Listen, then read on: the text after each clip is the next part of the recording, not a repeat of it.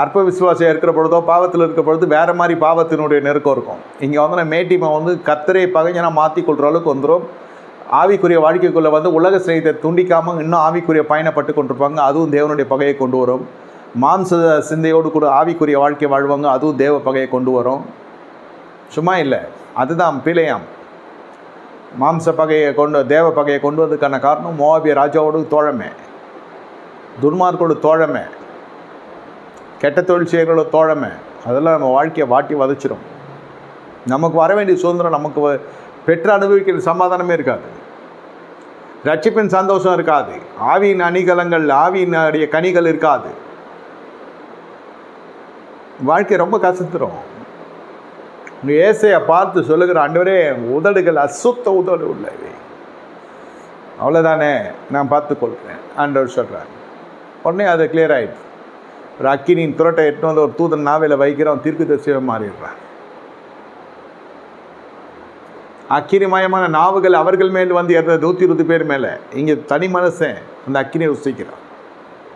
கண்கள் திறக்கப்பட்டால் தெய்வீக உங்களுக்கு கத்திரத்துலேருந்து ஏதோ ஒன்று வரப்போகுது. இரவு வேலையில் ஆண்டவரே என் கண்ணை திறந்தரலும், என் குற்றத்துக்கு என் கண்ணை திறந்தரலும், வேதத்தில் இருக்க ரகசியத்தை காணும்படி என் கண்களை திறந்தரலும் ஆண்டவர் சொல்கிறார்.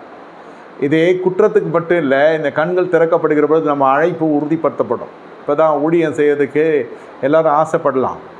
நிறைய பேர் சொல்லுவாங்க, பாஸ்டர் தட்டி வைக்கிறாரு, இவங்க என்ன அடக்கி வைக்கிறாங்க, இவங்க என்னை சிறுமப்படுத்துகிறாங்க, இவங்க என் பேருக்கு கீர்த்தியை கலைக்கிறாங்க, அவகீர்த்தி உண்டு பண்ணுறாங்க, அவதூறு பரப்புகிறாங்க, வளர விடமாட்டுறாங்க, வாழ விடமாட்டுறாங்க. எதுவுமே இல்லை, அதெல்லாம் தவறான கருத்துக்கள்.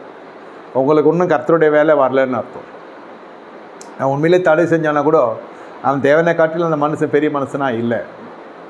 இன்னும் தேவனுடைய வேலை வரல நம்ம வாழ்க்கையில் ஒரு உயர்ந்த அடைக்கலத்துக்கு போகிறதுக்கு. அந்த வேலைக்காக தான் நம்ம துதிக்கணுமே தவிர, அது வரைக்கும் அந்த துதி கூட எதுக்கு, சீக்கிரம் வரன வேலைன்னு இல்லை. அந்த வேலை வர வரைக்கும் நான் பொறுமையாக இருக்கணும்.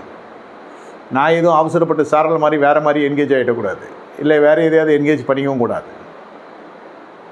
இந்த இடத்துல கொஞ்சம் பார்த்து நீங்கள் நடந்து கொள்ளணும். உங்களுக்கு அழைப்பு உறுதிப்படுத்தப்படும். நம்முடைய சொந்த குற்றம், நம்முடைய பாவமே நமக்கு முன்னே வந்தால் போதும். யாரை குறித்து நம்ம பேசுறதுக்கோ சிந்திக்கிறதுக்கோ நேரம் இல்லை. அதாவது மற்றவங்களுடைய அவன் இந்த மனசை எப்படி பண்ணிட்டானா, இந்த இவன் எப்படி பண்ணிட்டான், யூடியூப்பில் திறந்தா நிறைய வரும். நிறைய விஷயங்கள், விமர்சனங்கள் வரும், அவதூறுகள் வரும். இல்லை நிஜமாக கூட நடந்திருக்கும், நடந்து இல்லாமலும் இருக்கலாம், நமக்கு தெரியாது. அது கண்டென்ட் வைரல் ஆகிறதுக்காக அழகாட்சி தள்ளிட்டு போயின்னே இருப்பாங்க. அவன் நமக்கு